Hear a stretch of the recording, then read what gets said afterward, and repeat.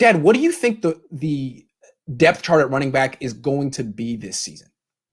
That's a tough question. Now, remember, we're recording this on Tuesday at 1:00 on September 8th.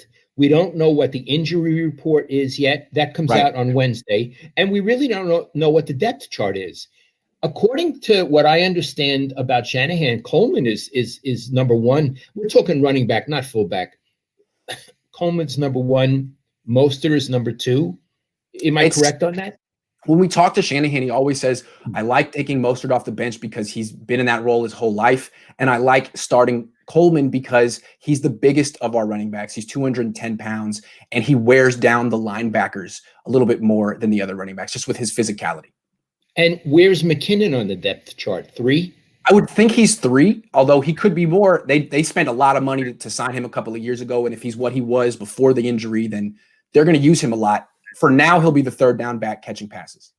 Okay. Anyway, I find it a little puzzling. If I were the coach, and I know people are, you're not the coach, Lowell. You don't get paid to be the coach. Shanahan's a better coach. I admit it.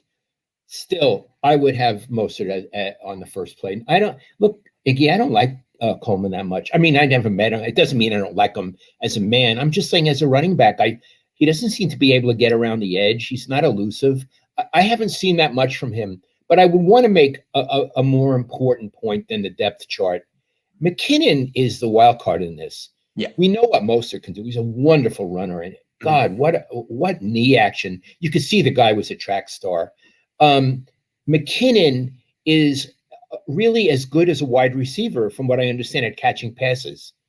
Yeah, he's like a slot receiver. You can put him in the slot, and he can run all those little quick routes that Julian Edelman runs, Trent Taylor runs. And he can also get passes out of the backfield. Yes, absolutely. Yep. So one theme that we always come back to is what Bill Walsh would talk about, what the limit of his offense was. And, every offense has a limit. They're not infinite. They have a limit. Well, Shanahan, one of his limits has been he has not had great backs, pass catching backs. And in San Francisco. He's had it in Atlanta, and he's been looking for it here. That's right. Thank you. He hasn't had it here, and he's looked at it. That's why one reason they've stuck with McKinnon. Well, if he can really do what we think he can do, this raises the limit a lot. All of a sudden, this offense is even more dynamic. So I'm very curious to see how he'll use him. Yeah, theoretically, it's like adding Roger Craig to Bill Walsh's offense. Not that McKinnon is Roger Craig, but the element of a pass-catching halfback in your offense was key to Bill. I mean, Roger Craig was in it before Jerry Rice. He's really unlocked that offense, right? Unlocked that offense. Bill wanted people to catching. Even the fullback, Rathman, could catch passes. Right. He was a good receiver. And this is what Shanahan also wants, meaning he can get big plays, touchdown plays from anybody on any of the skill players on his offense. And just as Craig and Rathman were perfect fits for that offense and for Joe Montana's arm. I mean, a guy who doesn't have the strongest arm, he needs receivers who can catch short passes and make plays. And he had that. I think the same thing applies for Jimmy Garoppolo. And it applies for Tom Brady all those years in New England. Brady always had, or at least the last 10 years, a running back he could throw to. It was Deion Lewis, and then it was James White. And Jimmy Garoppolo was developed in the same system with the same players. He hasn't had that running back yet. Now that he has him, he wants to throw over the middle anyway. Now he has another option. He has Kittle, he has Trent Taylor, and now Jerick McKinnon. So that's really going to help Jimmy Garoppolo. It would be very exciting if in the first offensive series, the Niners throw a pass to McKinnon and see what happens. That's really interesting because Jonathan Boaster one says, I think they'll feature Jerick on the first play to make up for some time lost. He's thinking along the same lines as you, Jonathan. Thank you, Jonathan. Well, I mean, this is the new aspect. Now, do I think Shanahan's going to go to him on the first play? My gut feeling says no.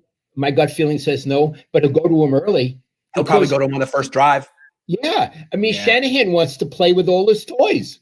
That's right. And he also wants to prove that he was not wrong for signing McKinnon in the first place. He took a lot of flack for that. A lot of flack. And then the guy got hurt, and Shanahan's attitude would be, well, the guy got hurt. How do you blame me? Or say, how do you pass judgment on the signing?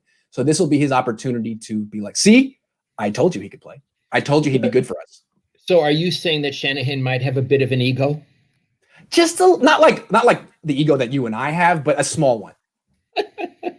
Can I say, speaking of egos, Yeah. one time I was talking to Mariucci when he was the Niners coach, and he goes, I want to talk about egos, Lowell. He says, you know that Steve Young has a really big ego. I said, yeah. And he says, Jerry Rice has a really big ego. I said, yeah. He says, take those egos, combine them, and times them by 2. That's Bill Walsh. That's so funny. You I can see did that. tell me that. I can see that. And I think there's a lot of that in Kyle Shanahan. Like, you think George Kittle has an ego? Kyle Shanahan thinks he created Kittle. And the same thing with Walsh and Montana. You think Montana had an ego? Walsh think he created him and did. Yeah. And here's the thing. Those people need an ego. Yes. Now, they don't have egos like us, but we really need them.